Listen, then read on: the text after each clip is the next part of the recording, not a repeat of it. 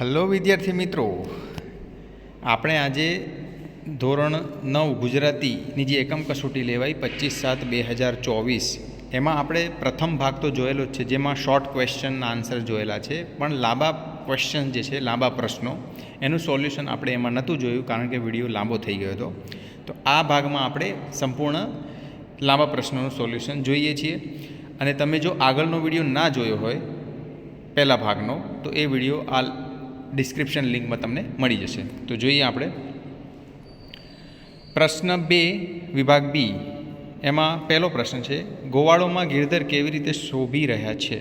તો જવાબ લખીશું, જેમ તારામંડળમાં ચંદ્ર શોભે છે તેમ સુવર્ણના અલંકારમાં જડેલો હીરો ઝગમગ છે, એમ ગોવાળોમાં ગિરધર શોભે છે. સાંજ સમયે સામળીઓ કાવ્યના આધારે સાંજ સમયનું દ્રશ્ય આલેખો. તો એમાં આવશે, સાંજને સમયે કૃષ્ણ વૃંદાવનથી આવી રહ્યા છે.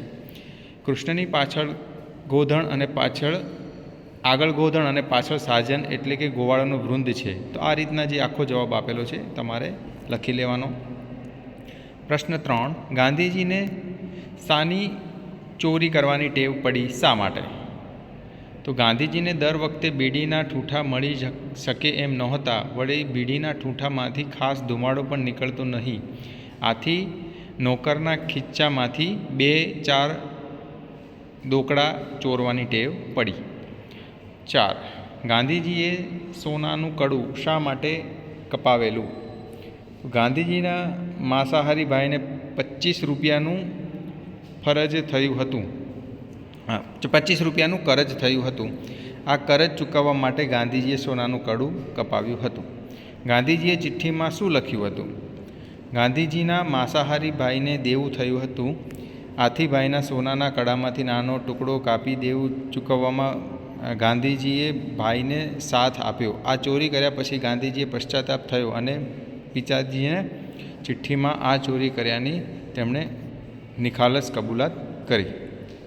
પ્રશ્ન 6, ગાંધીજી પ્રત્યેનો પિતાનો પ્રેમ વૃદ્ધિ કઈ રીતે પામ્યો? તો ગાંધીજીએ કરેલી ભૂલો અને ચોરીનો તેમને ચિઠ્ઠી લખીને પિતાજી સામે એકરાર કરી લીધો હતો, માટે ગાંધીજીએ પ્રત્યેનો પિતાનો પ્રેમ વૃદ્ધિ પામ્યો. પિતાજીની ક્ષમા ગાંધીજી માટે અહિંસાનો પદાર્થ પાઠ હતો. આ વિધાન સમજાવો. તો ગાંધીજીએ તેમના પિતા સામે ચોરી કર્યાનો એકરાર કરવા છતાં તેમના પિતાજી તેમને ઠપકો નથી આપતા કે માથું પણ કૂટતા નથી કે કટુ વચન પણ નથી બોલતા, પરંતુ તેમની આંખમાંથી આંસુ સરી પડે છે. તો આ રીતના જે આખો જવાબ છે તમારે જોઈ લેવાનો. 8 નંબર છે, આપઘાતના વિચારને પડતો મૂકતા ગાંધીજીના જીવનમાં કેવું પરિવર્તન આવ્યું? આપઘાતના વિચારને પડતા મૂકવાનું પરિણામ એ આવ્યું કે એઠી બીડી ચોરીને પીવાથી તેમજ નોકરીના દોકડા ચોરવાની ને તેમાંથી બીડી લઈ ફૂંકવાની ટેવ ભૂલી જ ગયા. પ્રશ્ન 9, શ્રી કૃષ્ણ અને બલરામ વચ્ચે કઈ સ્પર્ધા થઈ હતી? શ્રી કૃષ્ણ અને બલરામ વચ્ચે કોણ પહેલાં વૃક્ષનું થડ કાઢે, કોણ પહેલાં એમાંથી લાકડા કાપે અને કોણ પહેલાં એમાં બારા તૈયાર કરે, એ બાબતે સ્પર્ધા થઈ હતી. 10, ગુરુગામ ગયા ત્યારે આશ્રમમાં કઈ ઘટના બની હતી? ગુરુગામ ગયા ત્યારે તેઓ કોઈ એક ગૃહસ્થના ઘરે ભિક્ષા માગવા ગયા હતા અને ગૌરાણીએ તેમને જંગલમાં લાકડા લેવા મોકલ્યા હતા. ત્યારે તે ખૂબ જ વરસાદ આવે છે અને બંને ત્યાં જંગલમાં ફસાઈ જાય છે. પ્રશ્ન 2 છે, નીચેના પ્રશ્નના સવિસ્તાર ઉત્તર લખો. સાંજ સમયે સામળીઓ કૃતિમાં કૃષ્ણ ભક્તિનો આનંદ વ્યક્ત થયો છે, આ વિધાનને સ્પષ્ટ કરો. તો સાંજ સમયે સામળિયા ભક્તિ ગીતમાં કૃષ્ણનું વૃંદાવનથી આવવાનું વર્ણન કરવામાં આવેલ છે. તો આ વૃંદાવનનું જે વર્ણન છે વિદ્યાર્થી મિત્રો, અહીંયા સરસ મજાનું લખીને આપ્યું છે, તમારે જોઈ લેવું. ઓકે, જોઈ લીધું હોય તો આપણે જવા દઈએ આગળ. બીજો પ્રશ્ન, ગાંધીજીનું મનોમંથન તમારા શબ્દોમાં વર્ણવો.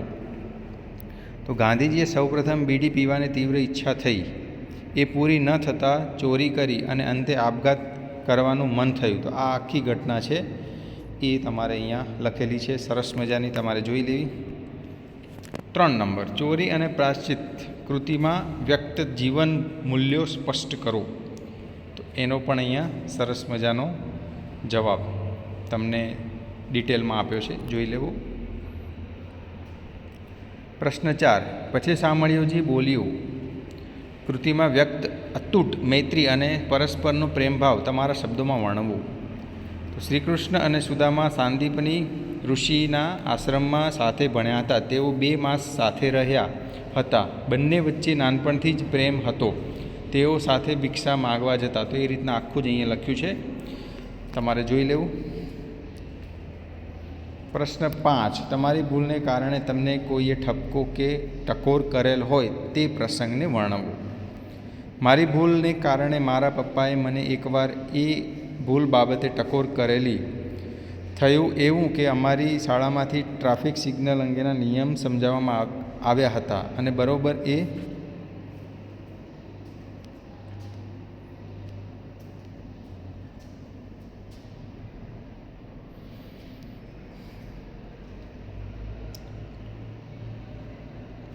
એ સમય દરમિયાન પૂરા રાજ્યમાં ટ્રાફિક સિગ્નલ અંગે કડક રીતે અમલ કરવાનું કાર્ય ચાલી રહ્યું હતું અને આ બાબત અંગે મારા પિતાએ પણ અમને બધાને વાત કરી હતી. છતાં પણ મારે ટ્યુશનમાં મોડું થવાને લીધે મેં વધારે સ્પીડથી ગાડી ચલાવી નિયમનો ભંગ કર્યો હતો. તો આ રીતના આખો જવાબ છે, જોઈ લેવો. છેલ્લે વિભાગ ડી, પ્રશ્ન 4, નીચે આપેલ પંક્તિઓ સવિસ્તાર કરો. તો જગતની સૌ કડીઓમાં સ્નેહની સર્વથી વળી. તો આનો જે આખું પંક્તિઓનો અર્થ વિસ્તાર છે લખેલો છે અહીંયા ડિટેલમાં, તમારે જોઈ લેવું. બીજું છે, સ્વાર્થ તારો છોડ તું માનવ, નિસ્વાર્થથી તું જીવ, પશુ પંખી પુષ્પોને વૃક્ષોમાં થઈ બેઠો છું હું શિવ.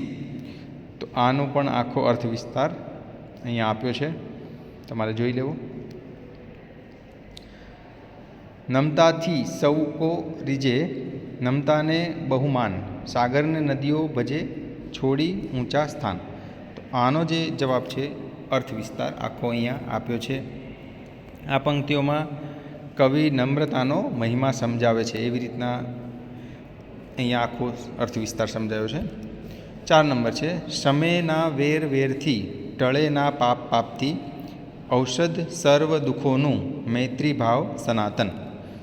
આનો પણ અર્થ વિસ્તાર અહીંયા આપ્યો છે, તમારે જોઈ લેવું. 5, સંપત ગઈ તે સાંપડે, ગયા વળે છે વહાણ, ગત અવસર આવે નહીં, ગયાને આવે પ્રાણ. તો આનો જવાબ પણ અહીંયા આપ્યો છે, તમારે જોઈ લેવો. આ પંક્તિઓમાં કવિ કહે છે કે વીતી ગયેલો સમય અને શરીરમાંથી નીકળી ગયેલા પ્રાણ કદી પાછા આવતા નથી. તો એ રીતના આખી અર્થ વિસ્તારની સમજૂતી અહીં આપી છે, તમારે જોઈ લેવી. તો આ રીતના વિદ્યાર્થી મિત્રો, જો આપણે 2 ભાગમાં સંપૂર્ણ ધોરણ 9 ગુજરાતીની એકમ કસોટીની પ્રશ્ન બેંકનું સોલ્યુશન જોયું. તો આ સંપૂર્ણ આપણે પ્રશ્ન બેંકનું સોલ્યુશન અહીં પૂર્ણ કર્યું. ધન્યવાદ.